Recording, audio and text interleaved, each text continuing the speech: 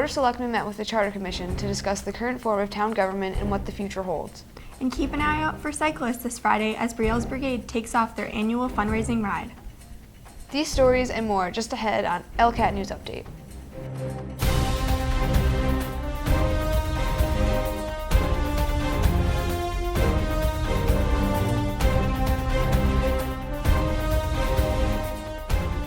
Good evening, I'm Allie Carrington. And I'm Bella Kokoinakis. At Tuesday's Board of Selectmen meeting, the Charter Commission questioned the selectmen about how the current form of town government is working. Chairman of the board, Paul Federici, explains that a solution for town government would not include adding more people to the board, but having one full-time person to oversee the town. There should be a more of a full-time person to oversee the town as a, town manager, mayor, whatever you want. I've heard people talk about more board members. I don't know if that would solve the problem. Maybe under the guidance of someone else. Selectman Billy Gorman expressed his concern with the town's taxes. But the biggest gripe I hear from people, they can't afford the taxes. And they're moving on.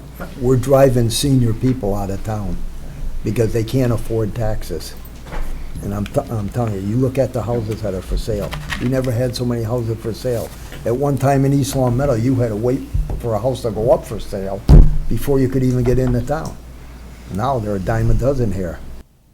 The Charter Commission meets with the school committee Monday, August 3rd to continue the discussion of the town government's future. Don't forget to check out the town's annual National Night Out at the high school on Tuesday, August 4th at 5 p.m.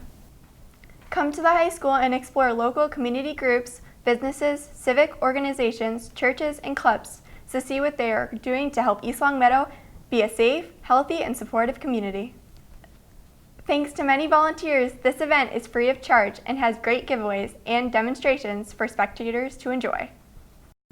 And while you're looking for things to do this summer, stop by the high school the following night, Wednesday, August 5th at 7 p.m. to see yet another spectacular concert hosted by the Rotary Club. Last week, ELCAT caught up with Steve Coretta, the lead singer of Changes in Latitude, a Jimmy Buffett tropical-themed band. We love each other. This is the best group of people that you could possibly hope to be on the road with. We have a great time out. We take care of each other. They're my best friends on the planet. We don't ever practice. If we're actually, in all honesty, if we're going to work on new material, we work on it at sound check because we get here very early in the day for a show like this. We were here at about 2 o'clock in the afternoon, and when we do sound check, that's when we rehearse material, work out new arrangements and things. And if it worked out well the afternoon, then it goes in the show, and if it doesn't, we rehearse it again before the next show tomorrow. If you took pictures, put pictures on Facebook, on our Changes in Latitudes Facebook, and we'll see you again next year, I hope. The free concert series has been going on every Wednesday night since June 24th and will continue on until August 12th, so don't miss out. At a meeting held on Monday night, the Charter Commission continued to research options for changing the form of East Long Meadow town government. Connie Wisbecki of the Capital Planning Committee met with the Charter Commission to discuss issues among the current form of town government.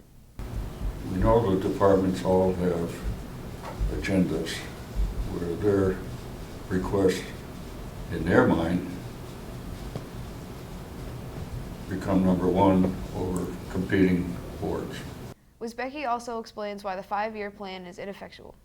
But we find, unfortunately, in the 5-year plan that we may have something out 3 or 4 years in advance that we know we're going to need, but it gets shut down because of an emergency or something else within that department takes a priority of what they have submitted to us. That disturbs me.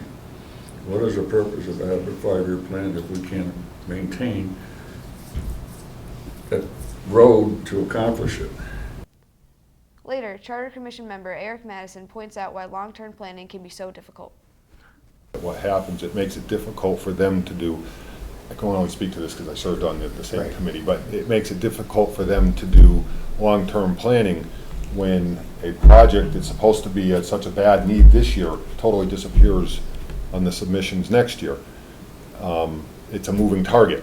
So how do they plan for it when a particular board or committee or commission or somebody tells them it's a big priority here, all right, let's work toward funding that next year or the year after, and then it disappears. It's no longer a priority anymore. There's a new priority this year. And it makes it good representation, makes it difficult to do any long-term planning.